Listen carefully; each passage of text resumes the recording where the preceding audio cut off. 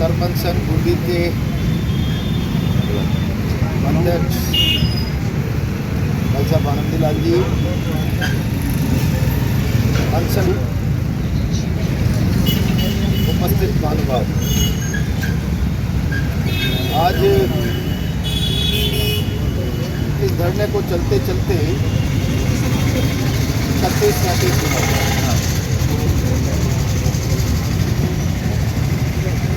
और 6 तारीख से लगातार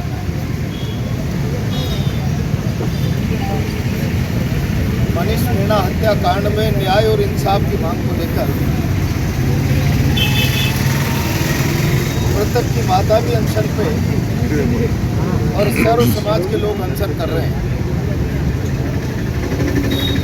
पिछली बार धरने पर आया था तब भी मैंने कहा था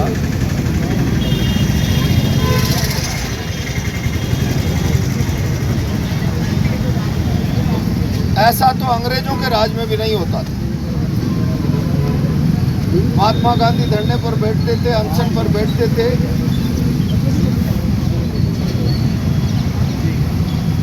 तो लंदन तक अंग्रेज सरकार हिल जाया करती थी।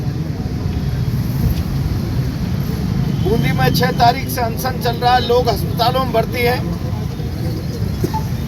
36-37 दिन से धरना चल रहा है और जैसे कहते हैं रोम जल रहा है और नीरो चैन की बंसुरी बजा रहा है।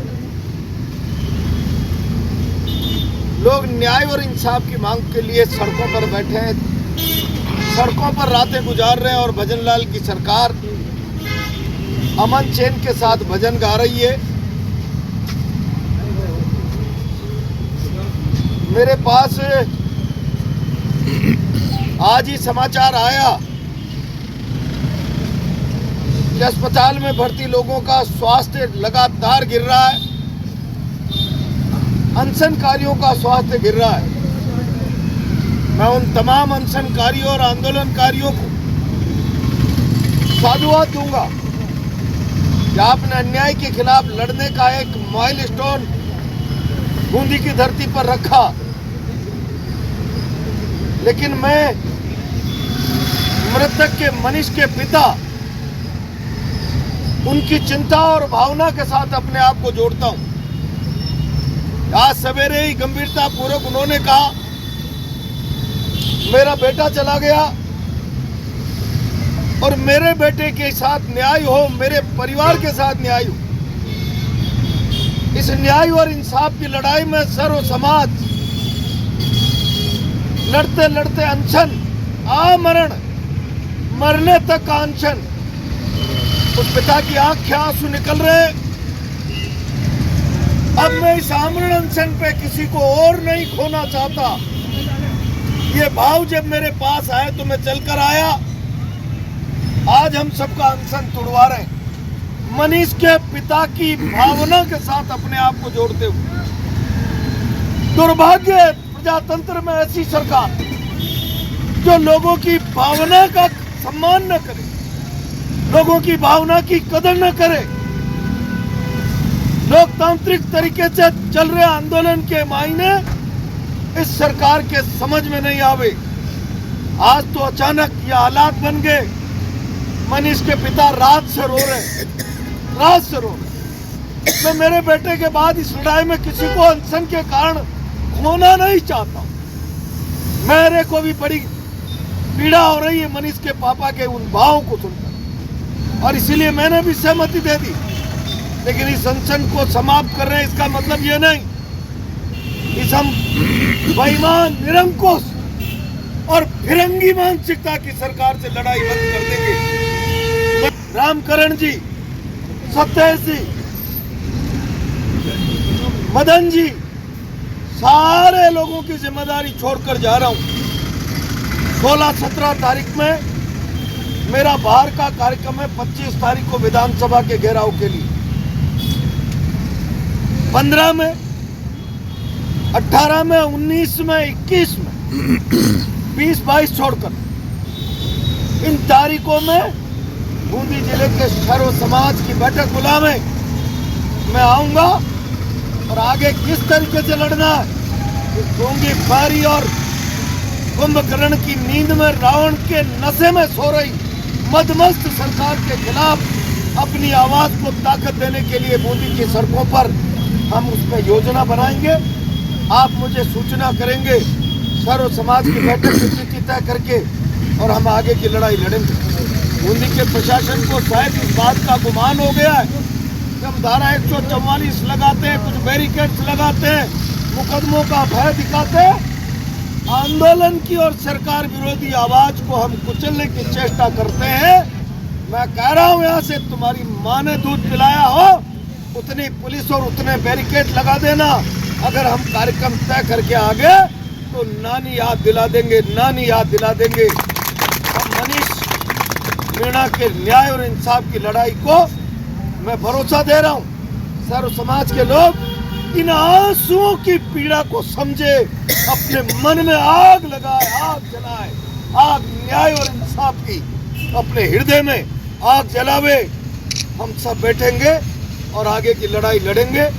मैं मनीष के पिता की भावना के साथ अपने आप को जोड़ते हुए आंदोलनकारियों से प्रार्थना कर रहा हूँ। कर लिए मैंने और इन्होंने स्वीकार कर लिया। कल तक तो ये कह रहे थे अस्पताल भी नहीं जाएंगे, मर जाएंगे इसी स्थिति में, लेकिन किसी की शहादत, वो ढल्लेवाल 85 दिन से आमरण अनशन पे, देश का बड़ा किसान नेता, गूंगी बहरी अत्याचारी सरकार, रावण की तरह सत्ता के नशे में मदमस्त सरकार, डल्लेवाल की नसें बंद हो गई, ब्लड का प्रवाह सर्कुलेशन बंद होने की स्थिति में आ गया और देश इस हठधर्मी सरकार के सामने भगवान उसको लंबी उम्र दे, उसके जीवन की रक्षा करे, वरना ऐसा लग रहा है ये देश एक बड़े किसान नेता का बलिदान इस मोदी अमित शाह की गूंगी बहरी रावण जैसी दम्भी हठधर्मी सरकार की बैठ चढ़ने वाला है, बैठ चढ़ने वाला है। हम बूंदी में किसी को बैठ नहीं चढ़ने देंगे। हमारी प्रार्थना स्वीकार करो। स्वीकार कर लिया आपने और मनीष के पापा को भरोसा दो। हम सब लोग बैठेंगे और आगे की रणनीति तय करेंगे। क्या करना है आज मैं कुछ नहीं बोलूँ, आनंदलाल जी छोड़ दिया। सब लोगों के साथ बैठेंगे, जो होगा आर पार की लड़ाई लड़ेंगे। फिर क्या जेल, क्या रेल, क्या सड़क, जो भी निर्णय करना होगा सब मिलकर निर्णय करेंगे। बैठक की तारीख आप तय करेंगे। मनीष के पिताजी से अनुरोध, आप फेर रखें, सब लोग आपके साथ हैं। सरकार न्याय की मंशा रखती है नहीं रखती, लेकिन बूंदी का सर्व समाज आपके प्रति सद्भाव, सहानुभूति और इन लड़ाई लड़ेंगे। धन्यवाद।